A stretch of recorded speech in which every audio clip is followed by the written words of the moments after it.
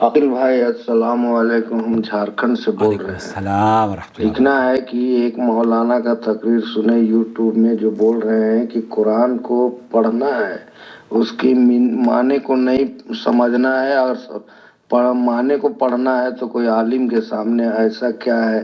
کہاں تک سچ ہے؟ ہم کو ذرا جانکاری دیں۔ نحمدہ ونصلی علی رسولہ الکریم، اما بعد۔ اصل میں ایک ویڈیو بھی انہوں نے بھیجی ہے قرآن کو ترجمے سے پڑھنے کے بارے میں جو اعتراضات ہیں وہ اپنے اپنے طرز پر اٹھائے گئے ہیں، جس میں سے 4 تصویریں یہاں پر لگی ہوئی ہیں۔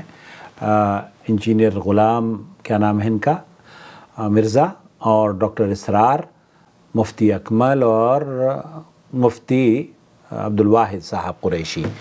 بہرحال احناف کا تو یہ موقف ہے اصل میں، ان کے یہاں قرآن کی تعلیم اور تربیت، اور یہ میرے سامنے جب آپ کا سوال میں نے سنا تو ایک کتاب ہے، اس کتاب کا عنوان ہے دفاع امام ابو حنیفہ۔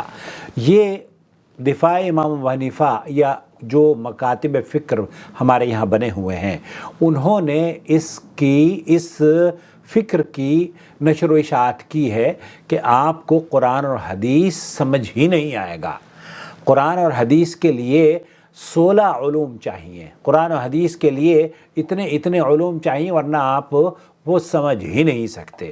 اور یہ ایک فقہ حنفی سے تغافل کا نتیجہ انہوں نے ایک عنوان قائم کیا ہے کتاب میں، پیج نمبر 26 پر کہتے ہیں کہ فقہ حنفی سے تغافل کا نتیجہ یہی نتیجہ ہے کہ کیونکہ آپ حنفی مذہب سے دور ہو رہے ہیں، قرآن و سنت کا بول بالا ہو رہا ہے۔ کیا لکھتے ہیں؟ یہ کہتے ہیں کہ جب سے اسلامی ممالک پر غیر مسلم حکومتوں کو بالذات یا بالواسطہ تسلط حاصل ہوا ہے اور ہو رہا ہے، تو ان ممالک کے مسلمان فقہ حنفی سے اس قدر غافل ہو رہے ہیں کہ ان کو حنفیت کا احساس تک نہیں رہا۔ اسی طرح اپنے وطن عزیز پاکستان میں بعض وہ ادارے اور طبقات جن کو حنفیت کے فروغ اور تحفظ کے لیے محنت کرنی چاہیے تھی، کس چیز کے لیے؟ حنفیت کے لیے، حنفیت کے فروغ اور تحفظ کے لیے محنت کرنی چاہیے تھی، بالارادہ یا بلا ارادہ اس سے غفلت برت رہے ہیں۔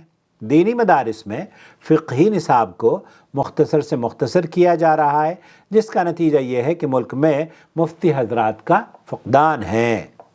اور یہ بھی لکھتے ہیں فقدان ہے، استدلال کے بجائے فقہ حنفی کے لیے قرآن حدیث کا مطالعہ زوروں پر ہے۔ ایک بار پھر سن لیجئے، استدلال کے بجائے فقہ حنفی کے لیے قرآن و حدیث کا مطالعہ زوروں پر ہے، جس کا نتیجہ یہ ہے کہ 1200 سال سے مرتب شدہ مسائل میں موشگافیاں کی جا رہی ہیں، یا اس بات کو قبول کیا جا رہا ہے کہ جو موشگافیاں کی جا رہی ہیں نا، وہ اس مرتب مذہب میں ہیں جس کا نام حنفیت ہے۔ وہ دین نہیں ہے، اللہ کا دین تو 1400 سال پہلے مکمل ہو گیا تھا، اس پہ 1406 کی کتاب ہے۔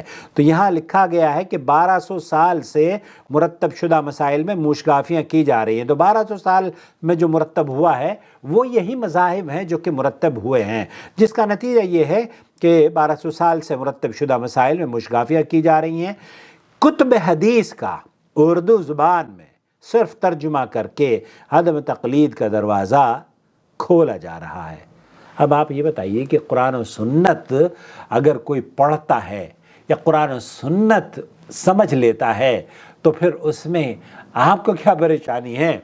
یہاں یہ تکلیف ان کو یہ ہو رہی ہے کہ لوگ جب حدیث کا مطالعہ کرتے ہیں یا قرآن کو ترجمے کے ساتھ پڑھ لیتے ہیں تو پھر وہ حنفی مذہب سے تغافل، حنفی مذہب سے بیزاری یا حنفی مذہب سے برات کا اظہار کرنا شروع کر دیتے ہیں۔ اصل میں ہوتا یہ ہے جیسے اس ناچیز کے ساتھ ہوا کہ جب میں سعودی عرب میں آیا تو مجھے کچھ پتہ نہیں تھا، لیکن جب میں نے قرآن و حدیث پڑھنا شروع کیا اور یہاں کے مفتیان کرام کے دروس میں بیٹھنا شروع کیا تو ان کا موقف یہی تھا کہ آپ قرآن اور حدیث کو پڑھیں، سمجھیں، اس پر عمل کریں۔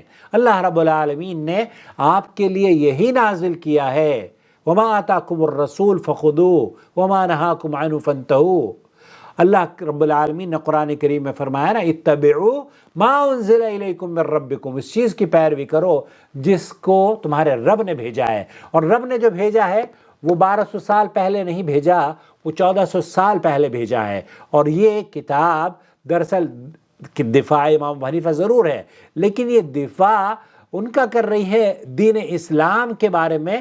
اگر دفاع کرنا ہوتا تو یہ کہتے کہ قرآن و حدیث کو اگر آپ عام کریں گے، دیکھیں بہت سارے ایسے مسائل ہیں جب آپ قرآن و حدیث میں پڑھیں گے تو آپ کی سمجھ میں آنے شروع ہو جائیں گے، لیکن کہیں آپ کو اگر ضرورت اس بات کی محسوس ہو کہ یہ چیز سمجھ میں نہیں آ رہی ہے تو بہت اچھی بات ہے، ہر چیز آپ کی سمجھ میں نہیں آ سکتی نا، تو آپ پھر اہل علم سے رجوع کر لیں، لیکن دلیل تو ہونا ہمارے پاس، حدیث تو ہے نا، ہم حدیث لے کر جائیں گے۔ اب میں گیا حدیث لے کر مولانا مکی کے پاس مکہ مکرمہ میں، انہوں نے کہا آپ جو حدیث بیان کر رہے ہیں یہ حدیث تو ٹھیک ہے، لیکن ہم لوگ ہمارے تو اصل میں آباء و اجداد فلاں مذہب پر کام کرتے آئے ہیں، تو اس لیے حنفی مذہب میں ایک رکعت وتر کا تصور ہی نہیں ہے۔ انہوں نے مجھ سے منع کر دیا کہ حنفی امام کے پیچھے ایک رکعت وتر کی نماز نہ پڑھو، کعبے کے امام کے پیچھے وتر کی نماز نہ پڑھو کیونکہ وہ ایک رکعت پڑھتا ہے۔ تو میں نے کہا اللہ کے رسول تو پڑھا کرتے تھے۔ کہا آپ کو زیادہ پتہ ہے۔ اب آپ یہ اندازہ کیجئے، مفتی یہ جو حرم میں بیٹھتے ہیں مولانا مکی صاحب، انہوں نے مجھ سے کہا کہ آپ کو زیادہ پتہ ہے۔ میں نے کہا نہیں جی آپ کو زیادہ پتہ ہے مجھ سے، آپ عالم دین ہیں۔ البتہ میرے لیے قرآن و سنت دلیل موجود ہے، اور اس میں کوئی یہ راکٹ سائنس نہیں ہے کہ اللہ کے رسول صلی اللہ علیہ وسلم ایک رکعت پڑھیں اور آپ کو کہیں کہ آپ بھی وہی عمل کریں، اللہ تعالیٰ یہ فرما رہا ہے، اور پھر ہم کہیں کہ نہیں یہ ہماری سمجھ میں ہی نہیں آ رہا ہے۔ وہ کون سی ایسی چیز ہے جو آپ کی سمجھ میں نہیں آتی؟ جو سمجھ میں نہ آئے وہ اہل علم سے رجوع کر لیں، فَاسْأَلُوا أَهْلَ الذِّكْرِ إِن كُنتُمْ لَا تَعْلَمُونَ۔ لیکن کچھ بھی آپ کو سمجھ میں نہیں آتا تو یہ بڑی عجیب و غریب بات ہے۔ ٹیکنالوجی کے بارے میں تو ہم ہر چیز پر بہت زیادہ علم حاصل رکھتے ہیں، علم حاصل ہو چکا ہے ہمیں، لیکن دین کے بارے میں تو ہم چاہتے ہیں کہ بس جو 1200 سال سے مرتب شدہ دین یا مذہب ہے، دین تو نہیں ہے، اس پر عمل کرتے رہیں۔ اپنا خیال رکھیں اور تعصب سے کام نہ لیں، تعصب سے کام نہ لیں۔ اس ویڈیو سے آپ کو اختلاف کا حق حاصل ہے، لیکن ایسا نہ ہو کہ آپ اختلاف برائے اختلاف، تنقید برائے تنقید کرتے ہوئے حق سے منحرف ہو جائیں، حق سے انحراف نہ اختیار کریں۔ ایک صاحب نے ابھی مجھ سے کہا کہ آپ اللہ کے رسول صلی اللہ علیہ وسلم نے صحابہ کو حکم دیا تھا کہ ٹوپی، آپ کے سر پہ ٹوپی نہیں ہے، ٹوپی پہنو اور عمامہ پہنو۔ میں نے کہا وہ کہاں ہے؟ کہنے صحیح مسلم کے اندر موجود ہے۔ میں نے کہا صحیح مسلم میں قیامت کی صبح تک کی حدیث نہیں دکھا سکتے آپ کہ صحیح مسلم میں اللہ کے رسول صلی اللہ علیہ وسلم نے لوگوں کو ٹوپی اور عمامہ پہننے کا حکم دیا ہو، بلکہ اس کے بالکل برعکس حضرت جابر کی روایت موجود ہے، اللہ کے رسول صلی اللہ علیہ وسلم نے حضرت جابر نے نماز پڑھی اور چادر جو تھی نا اتار کے ایک طرف رکھ دی۔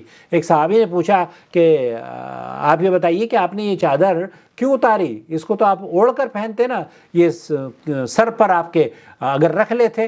تو حضرت جابر رضی اللہ تعالیٰ عنہ نے فرمایا کہ میں نے یہ عمل اس لیے کیا ہے، ننگے سر نماز پڑھی، اور اس لیے کیا ہے تاکہ آپ جیسے احمق کو یہ پتہ چل جائے کہ نبی کریم صلی اللہ علیہ وسلم کی سنت ہے۔ تو آپ اور ہم سنت کی طرف رجوع کریں، اور عمل کی کوتاہی ہو سکتی ہے، میں یہ نہیں کہتا کہ میرے عمل میں کو کمی نہیں ہے، میرے عمل میں بھی کمی ہو سکتی ہے، آپ کے عمل میں بھی کمی ہو سکتی ہے، لیکن کوشش یہ کریں کہ ہم قرآن و سنت پر عمل کرنے والے بن جائیں۔ اپنا خیال رکھیں۔